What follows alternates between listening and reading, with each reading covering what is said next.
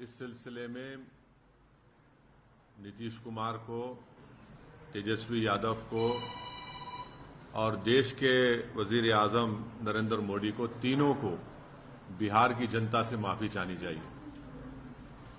और तीनों पार्टीज ने मिलकर बिहार की जनता को जो बातें की हैं और जो वादे किए थे और अपनी पॉलिटिकल आइडियोलॉजी की बात की थी, उन सब तीनों ने मिलकर बिहार की जनता को एक बहुत बड़ा धोखा दिया है।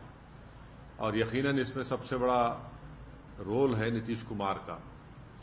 नीतीश कुमार कल तक हमको गाली देते थे कि ओवैसी बी टीम है। अब नीतीश कुमार को शर्म नहीं आती उसी जगह पर जाकर बैठने के लिए जहां पर हम पर इल्जाम लगाते थे।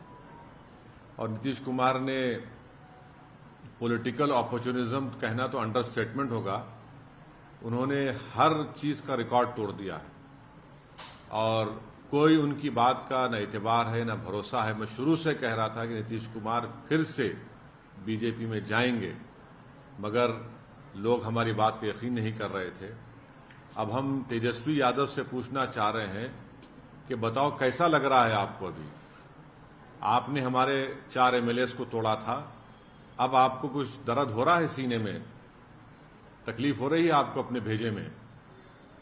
अब आपको मालूम हो रहा है कि जो खेल आप हमसे खेले थे वही खेल आपसे हो गया। और तेजस्वी यादव और उनकी पार्टी धोखा दी है। 2 मर्तबा नीतीश कुमार को उन्होंने मुख्यमंत्री बनाया। बताइए अब क्या हासिल हुआ आपने? बीजेपी को आपने सत्ता दे दी। नीतीश कुमार तो सिर्फ अभी तो नाम के मुख्यमंत्री रहेंगे, हुकूमत चलेगी बिहार में आरएसएस के नरेंद्र मोदी की। हम तो यही चीज को रोकना चाह रहे थे। एमआईएम पार्टी इसी को रोक रही थी।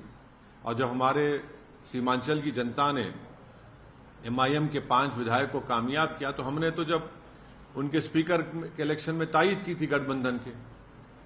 मगर तेजस्वी यादव को और उनके परिवार को ऐसा लगता है कि बिहार की जनता एक तरफ और उनके परिवार से कोई भी मुख्यमंत्री बन जाए।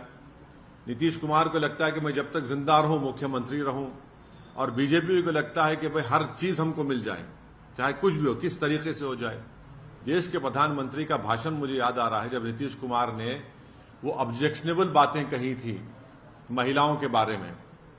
देश के प्रधानमंत्री ने कहा था क्या गंदगी फैला रहे हैं, और देश के प्रधानमंत्री ने महिलाओं से वादा किया था कि मैं आपको इन लोगों से बचाऊंगा। अब देश के प्रधानमंत्री खुद नीतीश कुमार को बाजू बिठाकर चाय पिला रहे हैं। तो इसका टोटल ये है कि बिहार की जनता का एक बहुत बड़ा नुकसान और धोखा उनको दिया जा रहा है। बिहार में डेवलपमेंट रुक चुका है, अफसरशाही बढ़ चुकी है, और हम तो शुरू से सीमांचल की लड़ाई लड़ते आए, लड़ते रहेंगे।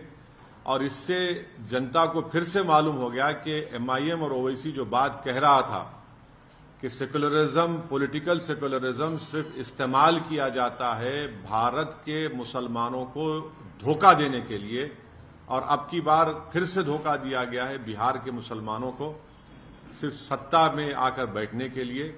मैं उम्मीद करता हूं कि न सिर्फ बिहार बल्कि पूरे देश के जो अल्पसंख्यक समाज, मुसलमान और जो हमारे सेकुलर जहन रखने वाले हिंदू, ओबीसी और दलित भाई हैं, वो देखेंगे इन चीजों को कि कैसे सेकुलरिज्म के नाम पर चुनाव में तो वोट लिया जाता है और उसके बाद फिर आपके वोट को ले जाकर आरएसएस और मोदी के झोली में रख दिया जाता है। तो उम्मीद करते हैं कि वो इससे एक इसका नोट लेंगे और उन पार्टीज का साथ देंगे जो आपकी पॉलिटिकल लीडरशिप को डेवलप करना चाहती है।